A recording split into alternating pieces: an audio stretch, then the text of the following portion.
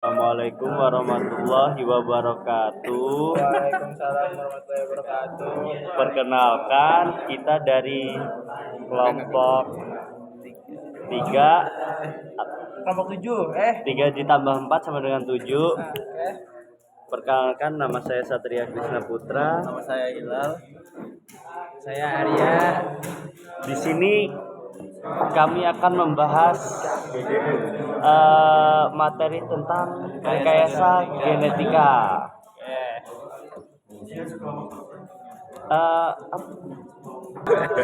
Ya, Jadi kita perkenalan dulu ya guys sebelum ke tanya jawab ini guys. Rekayasa genetika itu dapat diartikan sebagai kegiatan manipulasi gen untuk mendapatkan produk baru dengan cara membuat DNA rekombinan melalui penyisipan gen gitu guys. Nah, oke langsung bro. sekarang kita sesi tanya jawab, guys. Nah, kita sekarang bertanya ke Bung Abud.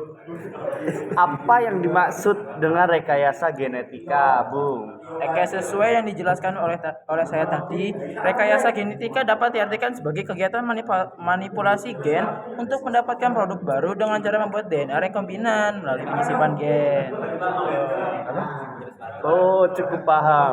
Sekarang apa itu DNA rekombinan? Nah, kalau DNA rekombinan adalah DNA yang urutannya telah direkombinasikan agar memiliki sifat-sifat atau fungsi yang kita inginkan, sehingga organisme penerimanya mengekspresikan sifat atau melakukan fungsi yang kita inginkan. Oh, gitu ternyata.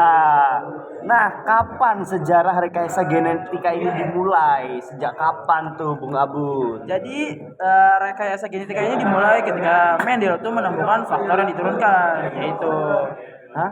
ketika Mendel menemukan faktor yang diturunkan. Mendel? Iya. Siapa Mendel?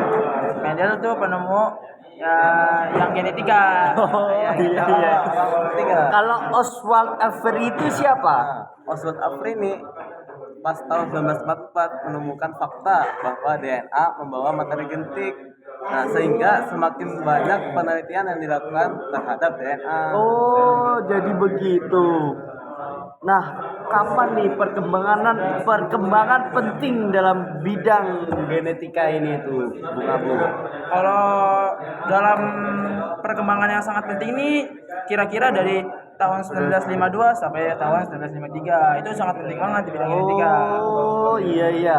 Apa saja hasilnya nih dari teknologi DNA rekombinan, Bung Hilal? Nah, jadi kalau Jelaskan. pakai teknik DNA rekombinan dapat dihasilkan berbagai zat. Misalnya nih, insulin manusia, hormon pertumbuhan manusia, interferon alfa, dan vaksin hepatitis B. Nah, itu banyak emang. Banyak ya. Iya. Apa aja nih contoh dari rekayasa genetika nih? Pertama tuh ada teknik plasmid, teknik hibridoma, teknik terapi gen, sama teknik cloning. Nah, Iya. buat contoh hewannya sendiri tuh yang paling umum tuh kita dengar tuh domba doli, guys. Domba doli, guys. Tahu nggak? DPR. Nah, tuh teknik plasmid itu kita bakal jelasin step by step aja gitu ya. Teknik plasmid adalah gen yang berbentuk melingkar yang terdapat dalam sel bakteri dan tidak terikat pada kromosom. Kromosom nih. Iya. Melalui teknik ini juga rekayasa genetika tersebut, para ahli bioteknologi dapat mengembangkan tanaman transgenik yang resisten terhadap hama dan penyakit atau adaptif terhadap kekeringan dan kondisi tanah yang tidak subur. Oh, iya. Kalau teknik hibridoma itu kayak gabungin dua sel dari organisme yang sama atau dari sel organisme yang berbeda. Jadi menghasilkan sel tunggal berupa sel hibrid. Nah, yang antar sel hibrid ini ada kombinasi sifat dari kedua sel tersebut. Nah, ini tuh teknik itu penting untuk menghasilkan antibodi dan hormon dalam jumlah besar. Apa? Ya.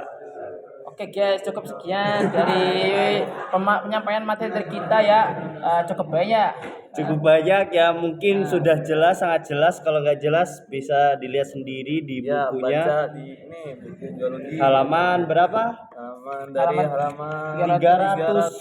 300-an tuh ya, nanti bisa dicari sendiri ya. Mungkin cukup sekian dari kita, kalau banyak kurangnya mohon maaf, kalau banyak lebihnya dari Allah.